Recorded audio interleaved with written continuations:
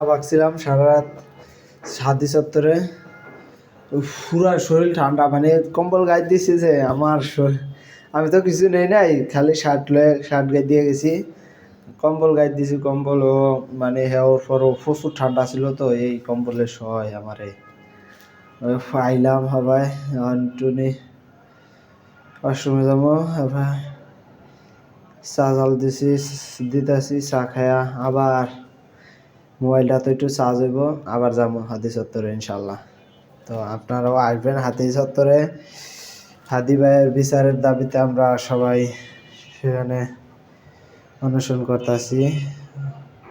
অনশন বলতে আমরা এখানে অবস্থান গ্রহণ করছি, মানে যতদিন পর্যন্ত দাবি আমাদের এই দাবি পূরণ না হবে, হাদি ভাইয়ের বিচার কার্যকর না হবে, কোনো কিছু না হবে, ততদিন পর্যন্ত এই দাবি চলবে।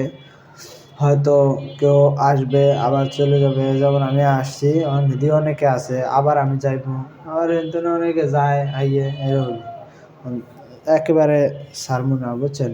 এই আর কি। সবাই আসলাম, শরীর পুরো ঠান্ডা, ওয়ান খাতা হুতা কম্বল যা আছে বাসা গায়ে দিয়া একটু হুইমু, আর মোবাইলটা একটু চার্জে দিব, এই আর কি। পুরাই ক্লান্ত, পুরা শরীর ঠান্ডা।